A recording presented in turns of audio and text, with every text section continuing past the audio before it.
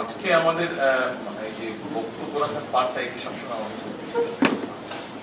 আমি যদিও রাজনীতি করি, তবে বক্তব্য রাখতে খুব স্বাচ্ছন্দ্য।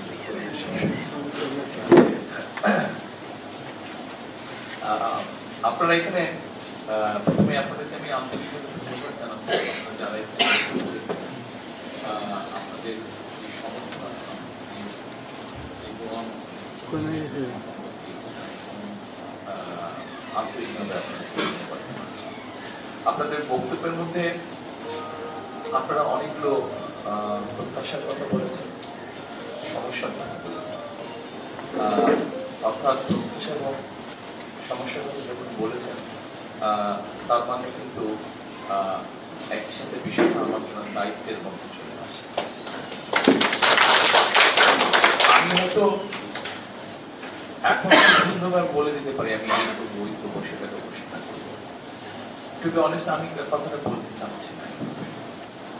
যেহেতু আপনারা একটা বিশ্বাস নিয়ে, প্রত্যাশা রেখেছেন, যে বিশ্বাস নিয়ে আমাকে কিছু দায়িত্ব দিয়েছেন, আমি এটার উত্তর চেষ্টা করবো দিতে কিছুদিন পরে অর্থাৎ আমি যদি আল্লাহর মধ্যে নির্বাচিত হই, বিএনপি হিসেবে সরকার গঠন করলে, তখন আপনাদের এই প্রত্যাশাগুলো পূরণ করার মতো সামর্থ্য আমার হবে, সক্ষমতা আমার হবে।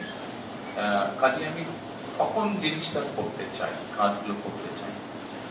কাজেই আমি মনে করি না এখনো সেটা আপনারা বলেছেন প্রত্যাশা নিয়ে আমরা দায়িত্ব নিয়েছি, আমি জিনিসটা শুনেছি, আমি জিনিসটা ধারণ করেছি, বাস্তবায়ন আমাকে করতে হবে, আমার সুযোগ আসতে পারে। এখানে একটা জিনিস আমি একটু উল্লেখ করতে চাই। দেখুন, ৭১ সালে যখন আমরা যুদ্ধ করেছিলাম, তখন কিন্তু আমরা কেউ দেখিনি কে মুসলমান বা কে সনাতনী ধর্মী বা ধর্ম, বর্ণ নির্বিশেষে সবাই আমরা যুদ্ধে ঝাঁপিয়ে পড়েছিলাম। ৯০-এর গণ আন্দোলনেও কিন্তু ব্যাপারটা এরকম হয়েছিল, দলমত নির্বিশেষে, ধর্ম, বর্ণ নির্বিশেষে আমরা ঝাঁপিয়ে পড়েছিলাম। এমনকি বিগত যে গণ অভ্যুত্থান, সেই গণ অভ্যুত্থানেও আমরা তো ধর্ম দেখি, আমরা শুধু দেখছি মানুষ।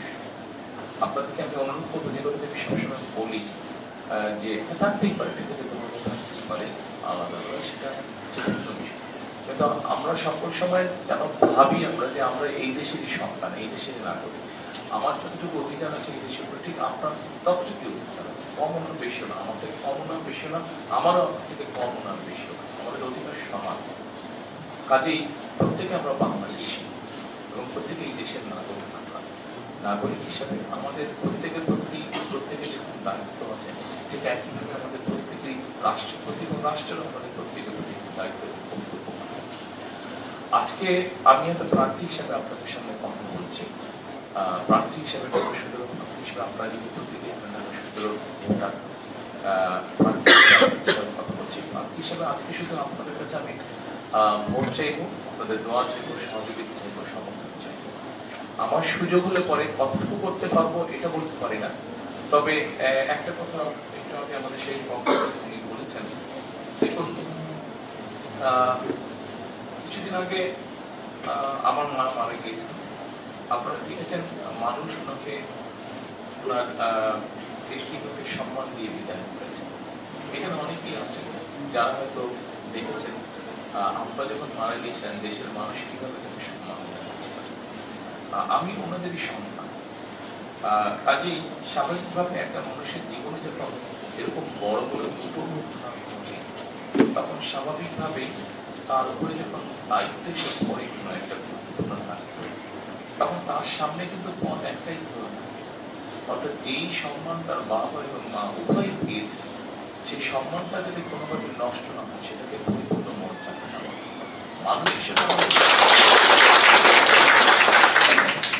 মানুষ হিসেবে আমাদের লিমিটেশন আছে, এটা তো স্বাভাবিক ব্যাপারই। এবং প্রত্যেক যে মানুষ, অর্থাৎ আমার যদি সুযোগ হয়, আমি একটা জিনিস করলাম না, পারলাম না, দুটোর মধ্যে কিন্তু পার্থক্য আছে। আমি যদি চেষ্টা করি না পারি, আপনি কিন্তু বুঝবেন ঠিক আছে, তার চেষ্টা করতে পারে। কিন্তু আমি যদি নাই করি, অর্থাৎ আমার অনেক কিছু থাকে, তখন কিন্তু আপনি এটাও বুঝবেন যে তারা পারতে হয়তো কিন্তু পরেই নেই। তো আমি যেটা আপনাদেরকে বলতে চাই, কি পারবো আমি জানি না, আমার সুযোগ হলে আমি চেষ্টা করব আপনাকে মানুষ হিসেবে আমি বিবেচনা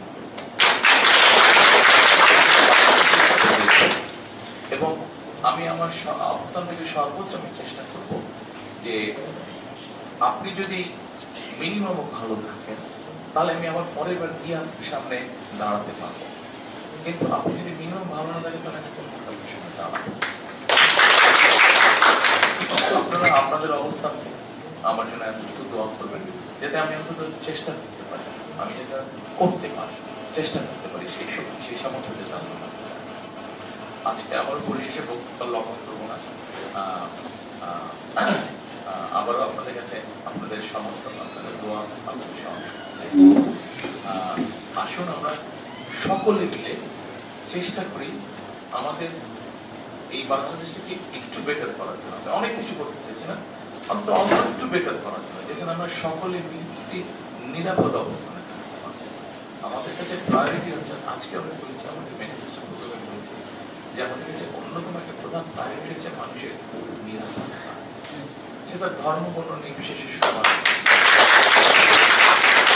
আপনি যদি নিরাপদে চলতে পারেন, আপনি যদি নিরাপদে আপনার ব্যবসা বাণিজ্য চাকরি বাকরি করতে পারেন, আপনি যদি নিরাপদে আপনার পরিবারকে থাকতে পারেন, এই পরিস্থিতিতে আমরা বিশ্বে চাই আমাদের মধ্যে সুযোগ হলে এই পরিস্থিতি। আজকে আমাদের আশেপাশে অনেকগুলো ঘটনা ঘটছে, আমি সেই এক্সপ্লেনেশনে গেলাম না, চোখের আপনারা খুলে রাখেন, আপনাদের অনেক কিছু আপনারা বুঝতে পারেন। কাজে আজকে আমরা যাতে যারা শান্তিতে দেশে থাকতে চাই, আমাদের মনে হয় সকলকে ঐক্যবদ্ধ হওয়ার সময় এসেছে। এটা ধর্মকে যে আমরা বিচার করবো না, এটা আমরা মানসিক বিচার, মানসিক ব্যাপার বিচার করতে চাই। কাজে এখানে আমাদের সকলকে একসাথে দাঁড়াতে হবে যারা আমরা শান্তিতে থাকতে চাই। এবং আমি যেহেতু রাজনীতি করছি সেই জন্য আপনাদের সহযোগিতা আমার একান্ত, আপনাদের সমর্থন পেলে আমার সর্বোচ্চ শক্তি দিয়ে আমি সেই কাজটা করার চেষ্টা করবো।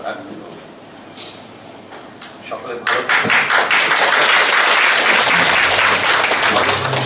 প্রত্যাশা আপনারা আমার কাছে বলেছেন, দোয়া করবেন যাতে প্রত্যাশাটা